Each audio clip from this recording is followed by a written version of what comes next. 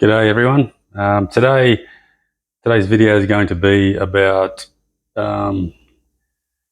extracting the bin file from a LS1 ECU, and so reading the program, reading the PCM, and then reflashing the PCM with a modified bin file. So, like I explained before, the throttle bodies that I have on the LS1 now can't run with a standard tune.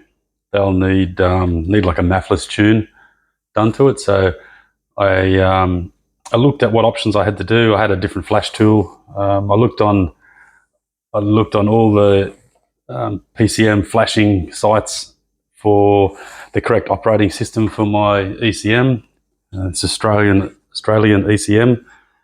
This one's operating system is 1225074. So I had to find an XDF file that had 1225074 as its number. Couldn't find any reliable ones. So I did a bit of a search on eBay. I come across this username, Delco ECUs, DELCO ECUS, Delco ECUs. Their name is Commodore Hackers. So they've done a lot of stuff in the past around dyno tuning of Commodores, and generally the Australian Commodore, I think from the VT to VY, uses that 1225074 operating system in the ECUs or PCM. So yeah, that's what they're called. Commodore Hackers and Delco ECUs. If you're looking for it, I think it cost me $300. So I got the CD, which has all the information loaded onto it, and they give you this tuning harness. So one side goes into USB port on your laptop or computer, PC. The other side has the OBD2 port on it. So you can either flash in the car or remove it. And I don't have the car, I just have the engine like you've seen before. So what I have is a bench tuning harness that I made. So it's a blue plug off a Commodore, off a LS1, blue and red plug. So I use the blue plug. I just tapped into it. What have I got here? I have 1, 2, 3, 4, about 5 or 6 wires connected into it. I'm not going to explain to you how to do this. There's hundreds of YouTube videos around making bench harnesses. This one was practical for me. It plugged into my ECU. My OBD2 port is on the side of it. I have a power switch and a ignition switch on here. I also have a small power source here, which I purchased off eBay. So you need to get a reliable power source to run these things. A lot of people just use a laptop power supply. If you don't select the right one and keep it above 12.5 to 13 volts and you get a voltage drop in there, you can brick the ECU, which means the ECU is no longer useful to you. So I'll stop the camera and I'll give you a quick look around what I've got here, what my setup is, and then I'll set the camera back up again and I'll let you watch me read the file off the computer. I'll show you how it's actually done in actual time, and then I'll show you reflashing a modified tune onto the computer or the PCM ECU, and you can see exactly how it's done. I don't use the CD. I'll show you on my laptop what is actually on the CD when you get it. You get the bin files, you get XDF files, you get all the programs, you get Tuner Pro, everything there ready for you to do the tuning that you need to do. I just saved it to my desktop so I don't have to open that CD every time. So I'll stop the camera and I'll show you my little setup here, and we'll go from there.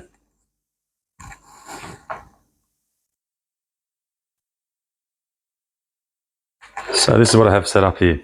I have my bench tuning harness plugged into the PCM that has its active and its neutral supply, which is for the ignition, power and ignition switches.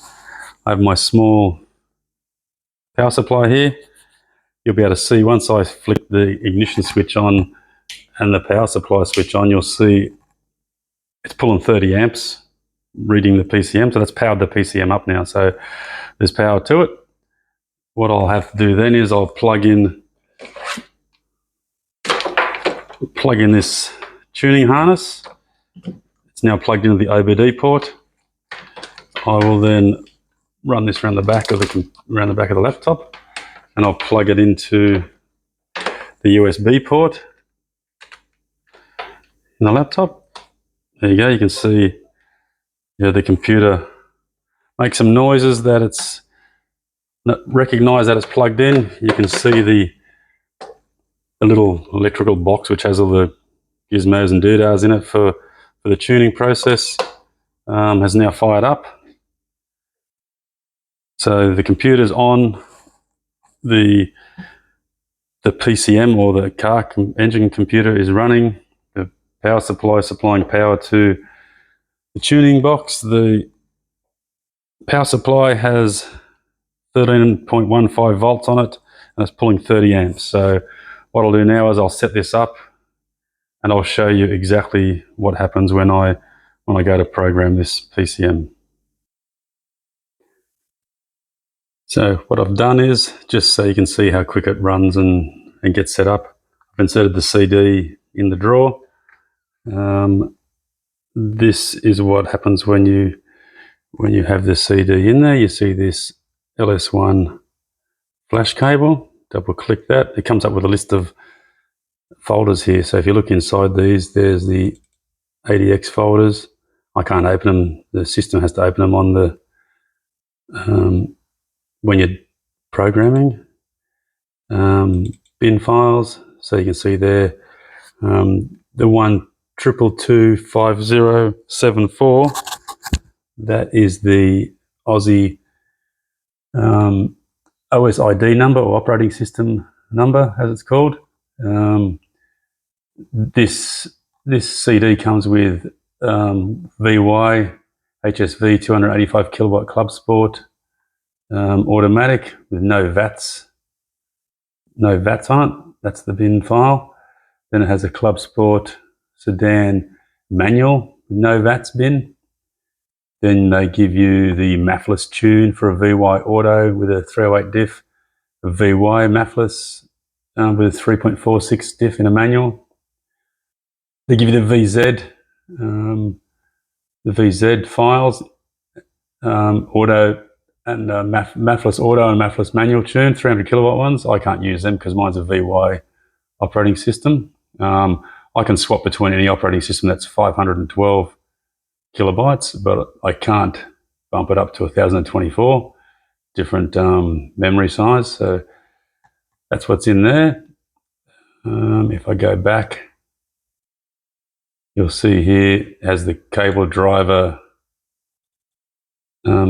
executable file. It's this driver here is if you don't have the correct program on your PC to set up this system, and they give you the driver for that as well. They give you a full instructions set here. So there's a tuner pro or tuner port one, whatever that says there. Tuner Pro RT, sorry. LS1 flash tool kit, how to unlock a PCM, and the VZ throttle one. So I'll show you. This is the instructions you get on there. So it's pretty detailed what you get. I just printed them out so I didn't have to jump between programs and stuff. So I'll just go back. Hopefully that's staying in tune. They give you the flash tool application and executable folders, and then they give you Tuner Pro. So and there's the XDF files as well. So they're the files you need to be able to modify specific tunes. So anyway, that's what happens there. I will just click off of that. I'll open it up again. Where did I put it?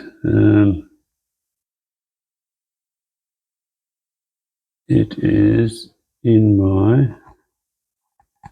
I'll just click the CD back in there again. It's an easy way to find it. I didn't actually save it in a location off the CD drive. It'll open it up in the drive. There it is there. So you can hear it's currently running. It's currently running the CD. If I hit the executable file here, so now it's come up with this flash tool information. What I'll do now is I'll turn on my computer, and if this computer was still in the car, you would have to wait about 30 seconds for it to actually read it all. But because it's out of the car, I can just read it straight from here. So if I click on PCM details button here, you can see down the side there it's starting to show you all the details of what's in that PCM, and it's populated all this stuff here. It's a 512 megabyte PCM. My tuning cable is plugged into port 3. What else we got here? It tells me my VIN number, all this other operating system information. And if I want to read it now, I can read the PCM. If I click read, you can see down the side there, it's starting to read the contents of the PCM. And I'll see if I can zoom in and keep the focus going.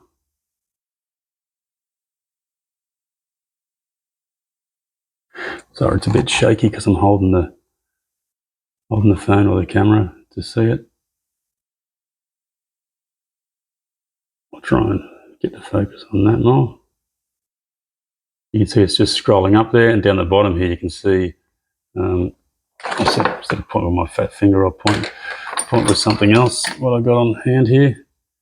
Down the bottom here you can see this this bar going across here, and this is in real time. I'm showing you this, so this is how long it takes to read my PCM. So this is reading whatever I have flashed onto it. And then what I'll do is I'll flash on that 285 kilowatt matless tune once it's completed. So I think that's been going about 2 minutes or something now. You can see down the bottom there, that green bar just to the left, it says all right reserved, Commodore Hackers 2018. So they're the guys that wrote this program and built these this little programming harness. You can see it's still reading away there at the moment. Hopefully that's in tune because it kind of looks a bit out of it to me. There you go, that's better. Excuse all the, you can see the downlights reflecting in the background from the garage, so I just try and get them out of the view there. Well, again, this is in real time reading the PCM, so it takes a few minutes, not too long. That's why I thought I'd show you the whole process. Hopefully you're not feeling seasick from the shaky camera. I'll get myself a tripod one day where I can set this up properly.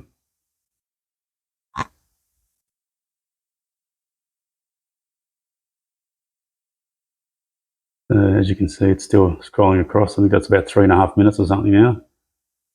And if it's successful, it will tell me it's successful, and it will ask me to save that that bin file. So the bin file is your actual tune that's in your PCM. As you can see now, it's nearly finished. So it's obviously been successful, so it's asking me to save it. So I've done this before. So my one I saved before is my stock bin. So it's LS1, there's the operating system, 1222, I'm sorry, it's supposed to be 1222, I've got that wrong. I'll have to change the name of it. Actually, I'll do that after.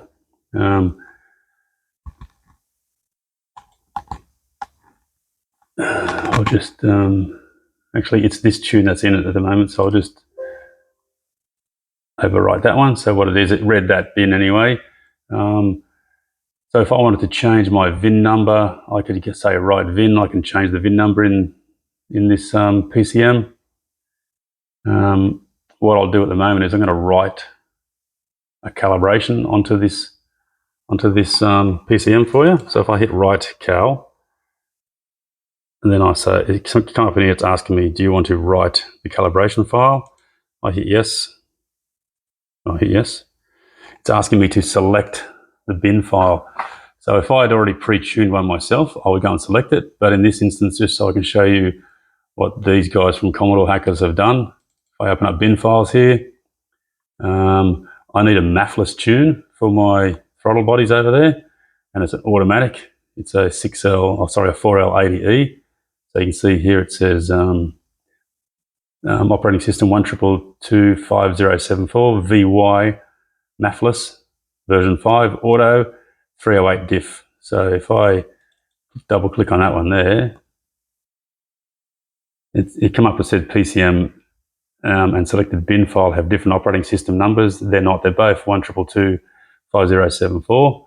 It's just double checking with me. If I hit yes, it is now writing that new tune or bin file to my PCM. So I'll give us a quick look at in actual time here what it takes. You can see the green bar going across the bottom there. If it's successful, it will say successful. If it fails, then I've probably bricked the computer.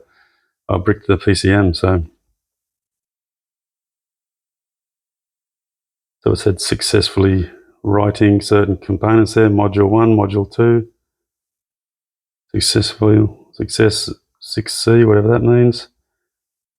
You see the green bar scrolling across the bottom there, module 3, write success. Almost to the end. Calibration write success. So if I click OK now, that's the process done. So it's telling me it's 1225074 VY MAFless version 5 automatic 308 diff .bin. That's now on that. That is now on that PCM. So just to show you, without all my talking at the start, this whole process has to be the simplest thing I've ever done on this car, and it's all because of this tuning harness that I bought. And this tuning kit that I bought. These guys at Commodore Hackers really know what they do. They've really simplified this process. Before I bought it, I looked on eBay and I was checking out their feedback they had from people. 100% excellent feedback. They'll get 100% excellent feedback from me as well.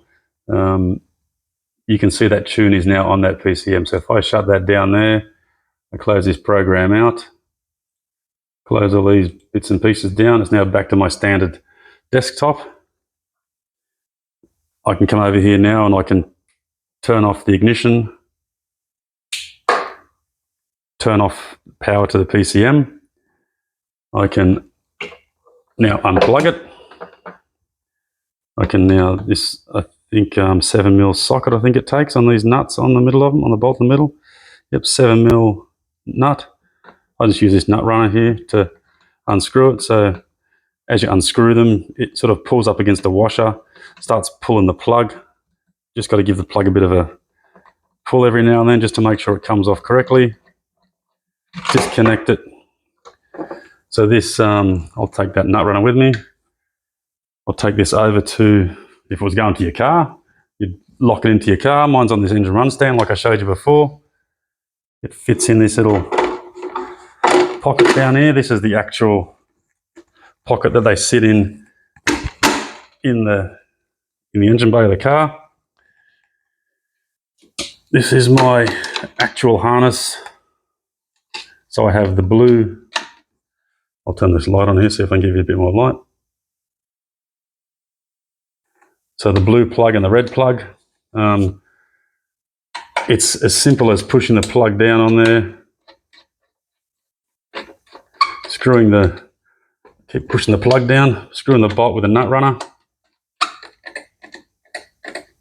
Don't over tighten it, just enough to snug it down. There is an actual torque setting for these. So blue plug in the blue slot, red plug in the red slot. Push the plug in nice and square. There you go. That's it. That's the computer back in the car. Programmed, bin file read, reprogrammed, back in the engine in under 20 minutes, with probably 5 to 7 minutes of me waffling on as well. So if you want to do this process, like I said, it probably cost me about, I don't know, I just bought an old harness off someone. They just chopped the plug Chopped the cable off the plug for the blue pin. Cost me about $60. I bought the power supply off eBay. It was under $100. I've used it on lots of other stuff as well. I bought the tuning harness for $300. It's my laptop, so I didn't have to buy that.